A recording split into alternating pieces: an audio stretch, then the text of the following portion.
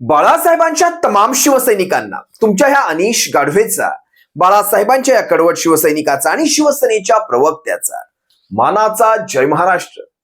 शिवसैनिकांनो, येत्या शनिवारी 24 ऑगस्ट रोजी या महाविकास आघाडीने महाराष्ट्रातल्या प्रबळ विरोधी पक्षाने या महाराष्ट्र बंदची हाक दिलेली आहे. महाराष्ट्र बंद, मला वाटतं गेल्या कित्येक वर्षांमध्ये तुम्ही महाराष्ट्र बंद किंवा भारत बंद हे शब्द ऐकलेले नसतील, पण आता महाराष्ट्र बंदची हाक देण्याची ती गरज तयार झालेली आहे. ती परिस्थिती तशी तयार झालेली आहे. पूर्वी मोठमोठे विषय, जटिल विषय ज्यावर सरकारचं लक्ष वेधायचं असेल पण सरकार जर ऐकत नसेल त्यावेळेस महाराष्ट्र बंद किंवा देश बंद अशा प्रकारच्या घोषणा दिल्या जायच्या आणि त्यामध्ये शिवसेना कायम अग्रेसर असायची. बाळासाहेबांची ही शिवसेना कायम अग्रेसर असायची. आज ज्यावेळेस 24 ऑगस्ट रोजी महाराष्ट्र बंदची हाक दिली गेली आहे, महाराष्ट्रामध्ये तमाम मराठी माणूस, महाराष्ट्रप्रेमी माणूस, सर्व जाती, धर्म, पंथ, प्रांत सगळीकडचे लोक या महाराष्ट्र बंद मध्ये उत्स्फूर्तपणे सहभागी होतील आणि या महाराष्ट्र बंदला यशस्वी करून दाखवतील. कारण या महाराष्ट्र बंदचं महत्वाचं कारण आहे या महाराष्ट्राची ढासळलेली कायदा आणि सुव्यवस्था. सुशासन महाराष्ट्रामध्ये राहिलेलं नाही. कायदा सुव्यवस्थेचा धिडवडा निघालेला आहे आणि विशेषतः महिलांच्या बाबतीत आपण पहा ना, वरळीतलं प्रकरण झालं, शिळफाट्याचं प्रकरण झालं, उरणचं प्रकरण झालं, एक एक गोष्ट घडत चाललेली आहे. मराठा बांधवांवर, मराठा भगिनींवर विशेषतः झालेला लाठीचार्ज तुम्ही पाहिला असेल. या महाराष्ट्रामध्ये कायदा सुव्यवस्था राहिलेली नाही. तिकडे खारघरमध्ये श्री भक्तांचं ते भर उन्हामध्ये बसवणं आणि सरकारी इंतजामात त्या श्री भक्तांना तिथे मारणं, होय मी याला मारणंच म्हणतो, सरकारच्या हव्यासापोटी आपला तो छेन छबिलापणा दाखवण्यासाठी त्या वयस्कर वयोवृद्ध श्री भक्तांना तिथे भर उन्हात 42-43 डिग्री सेंटीग्रेड तापमानात बसवण्यात आलं आणि त्यांचा तिथे सरकार नियोजित तिथे, होय मी खूनच म्हणेन, खून करण्यात आला. हे असे अनेक प्रकार आहेत महाराष्ट्रामध्ये. आणि काल परवामध्ये बदलापुरात घडलेलं हे प्रकरण, काल परवा कसलं 13 तारखेला घडलेलं प्रकरण काल मध्ये बाहेर येतंय. या महाराष्ट्रात खरंच कायदा सुव्यवस्था राहिलेली आहे का?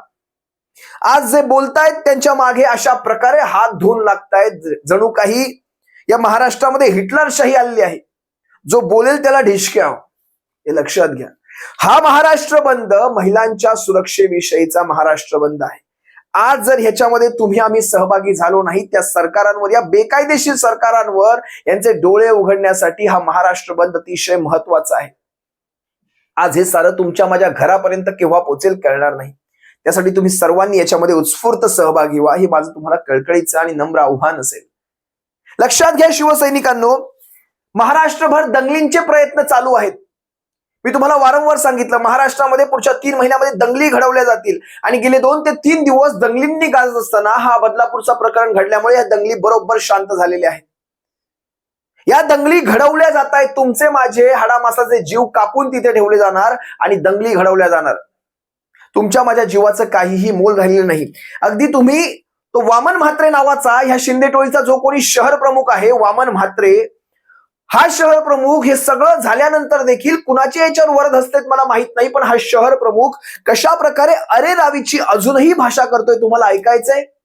हा त्या महिला पत्रकाराविषयी म्हणतोय की ती महिला पत्रकार स्वतःच येऊन सांगेल मी कसा निर्दोष आहे. याचा अर्थ त्या महिला पत्रकारावर कशा प्रकारचा दबाव तयार केला जाणार आहे भविष्यामध्ये, याचा तुम्ही विचार करा. जर एकदा हा व्हिडिओ पहा, कशा प्रकारे अरिरावीची भाषा अजूनही संपली नाही. म्हणतोय मी पोलीस स्टेशन मध्ये घुसेल, माझे शिवसैनिक घुसतील वगैरे जर ही एफआयआर आणि ती एफआयआर झाली नाही तर. बघा याची अरेरावीची भाषा. एकनाथ शिंदेच्या गटाच्या ह्या शहर प्रमुखाचा, हा कोणी माजी नगराध्यक्ष, याची बदलापूरमध्ये काय काय कारस्थानं चालतात तुम्हा सर्वांना, विशेषतः बदलापूरकरांना चांगलीच माहिती असतील. आम्हा सर्वांपर्यंत ही कारस्थानं पोहोचलेली आहेत. कशा प्रकारे कुठले टीडीआर वगैरे सगळं आमच्यापर्यंत पोहोचलेलं आहे. विशेषतः विकासक लॉबी, बिल्डर लॉबी चांगलं सांगू शकते नेमकं काय काय चाललंय बदलापुरामध्ये. बात अगर निकली ना तो बहुत दूर तक जाएगी, बात निकली तो बहुत दूर तक जाएगी. जरा एकदा हा व्हिडिओ पहा, कशा प्रकारे अजूनही ती अरेरावीची भाषा केली जाते. मग विचार करा, त्या बदलापुरातल्या त्या महिला पत्रकाराला खरंच सुरक्षा द्यावी की नाही द्यावी.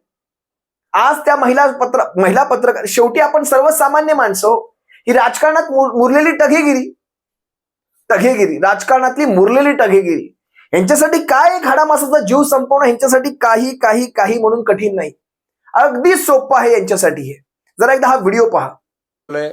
मी कुठच्या प्रकारचं महिलांवर किंवा त्या पत्रकावर बेताल वक्तव्य केलेलं नाही.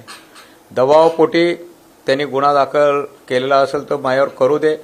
न्यायदेवतेवर माझा भरोसा आहे. मी 32 वर्षे शिवसेना पक्षामध्ये काम करतो, तर 100% मला माहिती आहे सुषमा अंधारे ताईंना थोड्याच दिवसामध्ये समजेल की वामन मातेवर जो गुन्हा दाखल केलेला आहे हा खरा आहे का खोटा आहे हे मोहिनी जाधवच सांगेल. तर नक्कीच मी कायद्याच्या भाषेमध्येच उत्तर देईन. परंतु ज्या लोकांनी या बदलापूर शहरामध्ये आंदोलन दंगलीच्या दिशेने नेलं होतं त्यांच्यावर सुद्धा गुन्हे दाखल झाले पाहिजेत ही पोलिसांना माझी विनंती राहील. आणि मोहिनी जाधवच्या विरोधात सुद्धा आम्ही माझ्या पदाधिकाऱ्यांना दोघांना मार लागले त्याच्या विरोधात सुद्धा आम्ही FIR दाखल केले. ते FIRची कॉपी सुद्धा पोलिसांनी 2 तासामध्ये आम्हाला दिली नाही, तर माझे सर्व शिवसैनिक पोलीस स्टेशनमध्ये घुसतील. कायदेशीर लढा कशा प्रकारे असणार आहे आता तुम्हाला या ठिकाणी व्हिडिओमध्ये अशा प्रकारची टगेगिरी करणारी ही माणसं भविष्यात तुम्हा आम्हाला आपण फार सोपे आहेत, आपण फार सोपी शिकार ह्यांच्यासाठी. तुम्हाला आणखी एक गोष्ट मी समजवतो इथे. महाराष्ट्रामध्ये लाडक्या बहिणीचं श्रेय घेण्यासाठी सारं वातावरण तयार केलं जात होतं आणि त्यात हा सारा प्रकार घडला. म्हणजे कुठेतरी तो दुधात मिठाचा खडा पडला वगैरे वगैरे ह्यांच्यासाठी झाला असेल. पण लाडक्या बहिणींना 1500 देऊन उपयोग नाही. लाडक्या बहिणींना खरं तर सुरक्षा दिली गेली पाहिजे. आज लाडक्या बहिणींसाठी तुम्ही 1500 देताय, त्या लाडक्या बहिणींच्या लहान लहान बाळांसाठी तुम्ही काय करताय? कुठे ती सखी सावित्री योजना, विशाखा योजना, कुठे ती निर्भया योजना, कुठे ती अनेक तुमच्या योजना आहेत. त्या सगळ्या कागदावर, सगळ्या योजनांची मी इथे माहिती घेतली, सगळ्या कागदावर. मला एक सांगा ना, छत्रपती शिवरायांच्या काळातही कायदा होता, आजही आहे. कायदा राबवणारे हात तसे पाहिजेत. कायदा मजबूत आहे, पण कायदा राबवून घेणारे हात तसे पाहिजेत.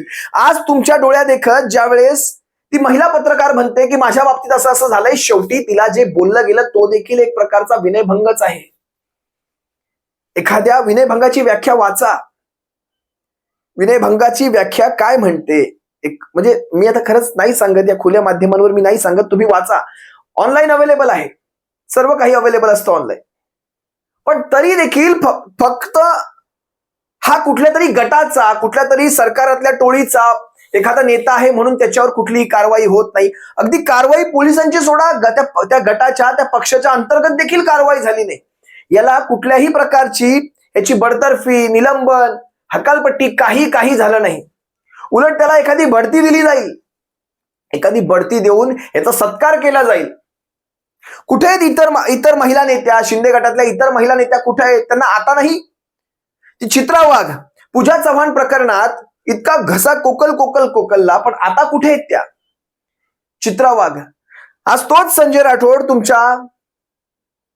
तुमच्या सोबत मंत्रिमंडळात येऊन बसला, ज्याचा शिवसेनेच्या पक्षप्रमुखांनी राजीनामा मंजूर करून घेतला होता, ज्याचा मंत्रिपद काढून घेतलं गेलं होतं.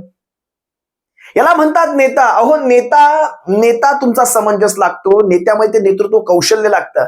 महाराष्ट्रभर तुम्ही कितीही हिंडा फिरा, काहीही करा, कितीही पैसा वाटा, पण शेवटी जे महाराष्ट्रासाठी महत्वाचं आहे ते नेतृत्व तुम्ही करता आहात का? काम तुम्ही घरात बसूनही करू शकता, तुम्हाला काही हिंडा फिरायची गरज नाही, घरात बसूनही करू शकता. त्यासाठी नेता महत्वाचा लागतो, तुमचा नेता व्यवस्थित लागतो. नाहीतर हे असं सगळं घडत राहतं महाराष्ट्रामध्ये. 2.5 वर्षाचा कोरोनाचा काळ, ज्यामध्ये माणसाला माणूस शिवत नव्हता, ज्यामध्ये म्हणजे तुम्ही एकमेकांशी बोलणं टाळत होतात, अगदी माणसाला जनावराप्रमाणे तिथे वागणूक होत होती. जनावराप्रमाणे कोणी कोणाच्या बाजूला जात नव्हतं, कारण तो काळ तसला होता. त्या काळामध्ये या महाराष्ट्रासारख्या जवळपास 14 कोटी लोकसंख्येच्या या महाराष्ट्रासारख्या राज्यामध्ये कायदा सुव्यवस्था असेल, या महाराष्ट्राची आरोग्य व्यवस्था असेल, सर्व अगदी गरीबातल्या गरीबात आणि अमीरातल्या अमीरापर्यंत आपल्या सगळ्या योजना पोहोचवण्याचं काम या महाराष्ट्र सरकारने 2.5 वर्षात अगदी योग्य पद्धतीने केलं. त्यासाठी नेतृत्व कौशल्य लागतं. अशा अनुकूल परिस्थितीमध्ये देखील, अशा प्रतिकूल परिस्थितीमध्ये देखील तुम्ही पहा, त्या प्रतिकूल परिस्थितीमध्ये देखील महाराष्ट्राचा गाडा अगदी उद्योगधंद्यांसकट व्यवस्थितपणे सांभाळला गेला होता. अगदी शिवभोजन योजनांसारख्या योजना असतील, अगदी घराघरामध्ये तुम्हाला मोफत रेशन योजना असतील, अनेक अनेक योजना दिल्या गेल्या महाराष्ट्र सरकारकडनं. ज्यावेळेस महाराष्ट्र सरकारच्या तिजोरीमध्ये 0 रुपयाची आवक होती, 0 रुपयाची, त्याही वेळेस महाराष्ट्राचा गाडा अगदी व्यवस्थित सांभाळला. आज सगळं व्यवस्थित असताना हा महाराष्ट्राचा गाडा सांभाळला जातोय का? तुम्ही मला सांगा ना. ज्यावेळेस आपण म्हणतो ना, नेता चांगला असेल तर राज्य घरात बसूनही चालविता येतं, उगाच गावभर उंडगत फिरून किंवा फुकट पैसे वाटून फोटो काढून राज्य चालवलं जात नाही. काहीच चुकीचं नाही लिहिलंय. ज्याने कोणी हे लिहिलंय ना, त्याने काहीच चुकीचं नाही लिहिलं.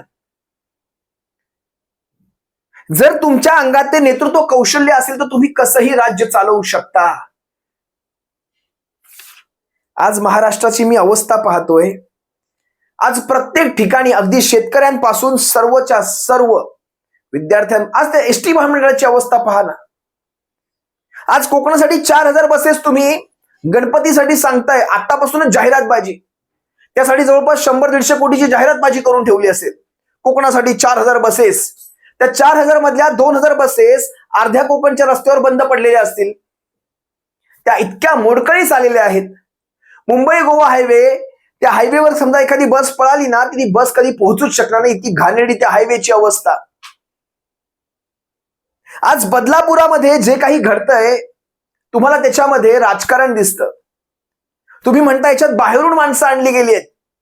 खरं तर तुमचं हे राजकारण आम्ही त्याच दिवशी खोडून टाकलं होतं, ज्या दिवशी तुम्ही मातोश्रीच्या बाहेर काही मुस्लिम पाठवले. मातोश्रीच्या बाहेर सांगितलं, मुस्लिम समाजातली लोक आली, सगळीच्या सगळी ठाण्यातून पाठवली. आम्ही प्रेस कॉन्फरन्स घेऊन त्यांचे पत्त्यांसकट सगळं सांगितलं, कोण कुठला नावांसकट सगळं सांगितलं. हे स्टंटबाजी तुम्हाला चांगली जमते. त्या बदलापुरातल्या आंदोलकांचा असा अपमान करू नका. ते सारेच्या सारे स्थानिक कुळगाव बदलापूरचे सारे आंदोलक होते. त्यांना तुम्ही जेलमध्ये टाकता. 300 जणांना कोर्टात हजर केलं, 40 जणांची अटक झाली, मला वाटतं 2000च्या वर FIR लॉन्च झाल्या. मग तुम्ही बाहेरच्या देशातल्या हिंदूंसाठी तुम्ही जे म्हणताय, त्यांच्यासाठी म्हणून तुम्ही इकडे जन आक्रोश मोर्चे काढले, पण इकडे एकालाही अटक नाही झाली. पण इकडच्या हिंदूंनी, इकडच्या म्हणजे शेवटी तुमचं हिंदुत्वाचं राजकारण इथे बसलं नाही ना. ते बेगडी हिंदुत्वाचं राजकारण. कारण शेवटी संस्था चालवणारा हिंदू, ज्यांच्यावर अत्याचार झाला ते हिंदू, करणारा हिंदू, आंदोलन करणारा हिंदू, सरकारामध्ये तुम्ही हिंदू. इथे राजकारणात बसलं नाही. इथे एखादं नाव मुस्लिम पाहिजे होतं तर राजकारण झालं असतं. ते बसलं नाही कुठेतरी. नाहीतर लव जिहाद करत काही 1.5 फुटाचे बाहेर आले असते. बेडकं, 1.5 फुटाची बेडकं. असं यांच्यासारखं बेगडी राजकारण आपल्याला जमत नाही. आज एवढ्या जणांना अटक झाली, पण का बरं मग त्या जन आक्रोशमध्ये जे हिंसक वळण लागलं संभाजीनगरात किंवा पुण्यामध्ये, नाशिकमध्ये, जळगावात, तिथे कुणालाही अटक झाली नाही. आता त्या मोहिनी जाधवने जी तक्रार नोंदवून घेत नाहीये, ती कालपासून बसलीये. तिची तक्रार नोंदवून घेतली जात नाही. आणि स्टंटगिरी करायला कोण येतं? महाजन, महात्म्यांसारखे महाजन येतात. बाटल्या फेकून मारल्यावर लोकांनी. तुम्हाला पाहायचा हा व्हिडिओ. कुठेही जायचं, माईक धरायचं, लोकांमध्ये घुसरायचं, लोक खाली फाशी फाशी म्हणतात, हा माणूस वेगळं ज्ञान झाडतोय. लोकांनी बाटल्या फेकून मारले. तर हा एकदा व्हिडिओ पहा, तुम्हाला कळेल. आपल्याला पुढाकार विनंती आहे. आपला राग आहे हा खरा आहे. आपला राग सत्ता मुलांना 100% बरोबर आहे. तुम्ही मागेवर बसला मग तुम्हाला मुलगी नाही, मला 2 मुली आहेत, तो भाग नाहीये. पण असं कुठेही कायदा नाहीये की कोणाच्याही मुलीवर अत्याचार झाला तर त्याला सरकारने फाशी द्या, आमच्या तालुक्यात मारून टाका, असा कुठे कायदा आहे का? आपण सुशिक्षित आहात, त्यामुळे असं करता येणार नाही. माझी आपल्याला विनंती आहे की आपण या ठिकाणी आंदोलन थांबवावे. इथं 5-6 तासापासून शांततेत आंदोलन चाललेलं आहे. इथं शांततेत चाललेलं आंदोलन, याला उभेच आंदोलन लागतात थांबवणे. माझी आपल्याला पुन्हा विनंती आहे की आपल्याला जे अपेक्षित आहे, नाही मी जातो बरोबर आहे, तुम्हाला मला माहित आहे, मी जातो. मी शासन म्हणून आपल्याशी बोलायला याचकडे आलेलो आहे, याचकडे आलेलो आहे. मला वाटतं आपण संयम ठेवावा, आपण आंदोलन थांबवावे.